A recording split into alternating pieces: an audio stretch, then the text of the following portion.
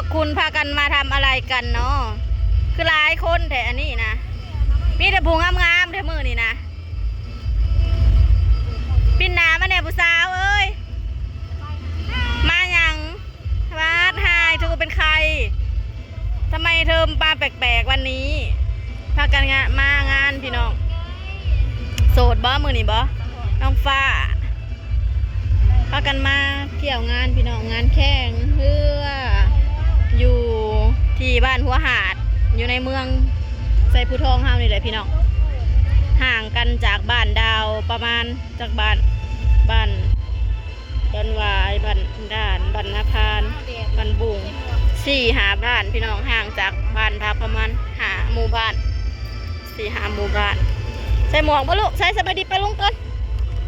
น้องมะนาวกลับมาพี่น้องมือนี่คือปินมาดูคือสวยเถอะแดดพระเจ้าคือม่วนแท้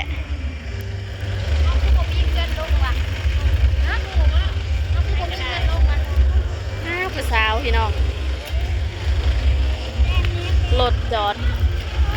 แต่ละซอย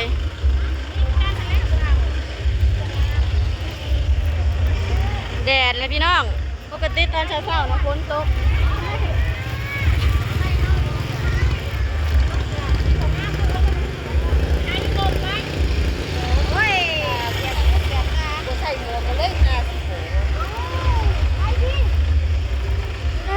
จ้อง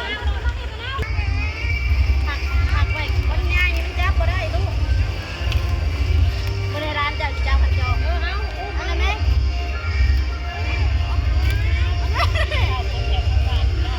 เจ้าจะหวานแท้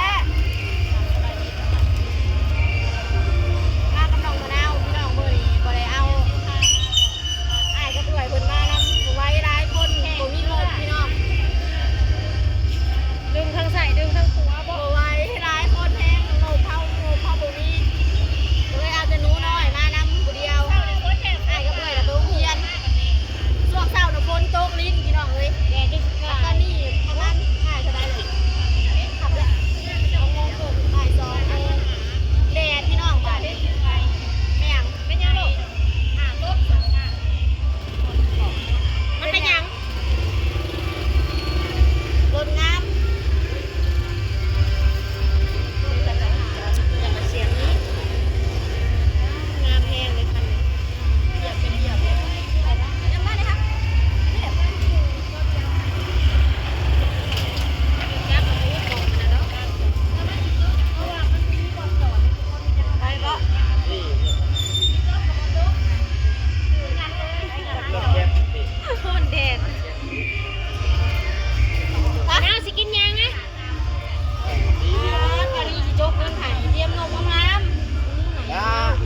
เราก็ได้หมวกคักกระบะมาสิแจกดิบซื้อในวันว่าหน้าหอยกองเด้หมวกไม่ยาเอาลูกใจเด้อเฮ้ยสุดเรื่องซื้อให้เช้ากินเลยเด้อเลยเงินนะซื้อหน้าให้เช้ากินเลยเด้อมาครับใครเรียกรถก็จะจอดตามซอยงานแข่งเรืออยู่แม่น้ำโค้งพี่น้องอยู่บ้านหัวหาดเมืองไซภูทองแข็งสวรรณเขตเดี๋ยวจะพาไปชมบรรยากาศน้ำกันเด้ออันนี้ก็จะเป็นบรรยากาศระหว่างทางเนาะ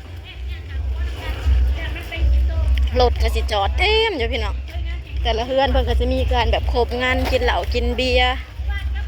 แบบดนเถื่อหนึ่งนะพี่น้องงานบุญเนาะรถไปก่อนลูกงั้นมารถไปก่อนปัดครอบครัวเฮาทีมงานเฮาก็เต็มรถโอ้ยคืองามเป็นพิเศษเด้มันสิเลี้ยงลูกศิษย์ถ้าได้มือนี้มันงาม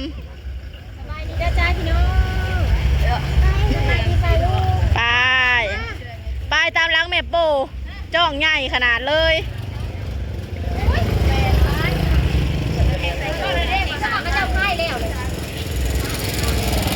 บ้านเป็นมาเชียร์เรือมาเชียร์เฮือเนาะคนเดินออกฝ่าย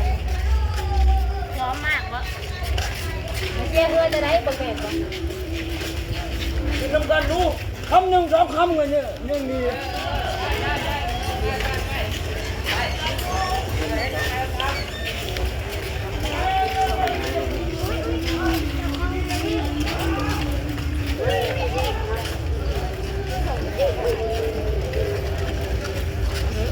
เวรรถกระเจ้าเป็นโทษนะคะ อิ้วจะไปหาตามแหวนรถ ข้อย่างข้างหน้าเนี่ย แขนสองไปตามแหวนรถ ถ่ายเอามุมนี่เนี่ย ทำแม่จิถ่ายคลิป พาพูดนะคะจะพาพูดแล้วขณะเขาจะผับใครดอกรถเท่าน่ะจอดอยู่เข้มกับหมูอยู่ดอกรถเท่าน่ะเอาร้านเนี่ยค่ะ งานวัดนี่เนาะสบายดีเลย สบายดีชิบเถื่อ แบบซื้อหมูแล้วใหญ่กว่าหมูเนาะเจ้า จะคืองานวัดโมเมนต์งานเข้มอ้าวกับงานวัดแล้วว่าเขาจะเห็นอยู่วัดว่ารถโอ้โห มายืนในรถให้มาเร็วนี่จะเป็นมาเร็วมาแจ้งของไฟ ไฟรุดคือนี่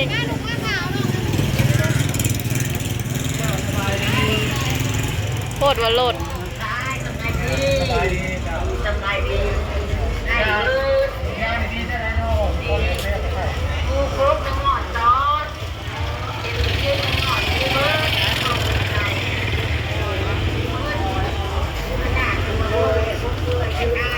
เกียบนะคอยเกียบ ไม่ยังไผ่หัวเธอเสื้ออะไรไม่ใช่เสื้อแผล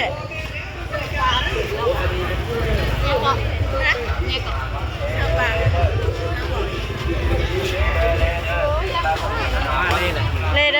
อร์โอ้ยบัดเมื่อจังซื้อลูกบัดจีเมื่อจังซื้อเอามันจะปิวไป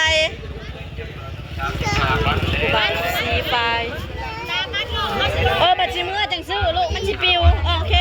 บัดจีเมื่อไปเบิ่งเรือบัดจีเมื่อก็ลูก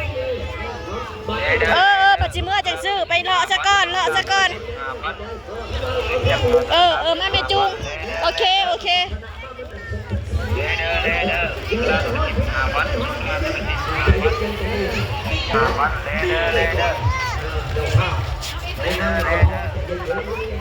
งามได้วันใหม่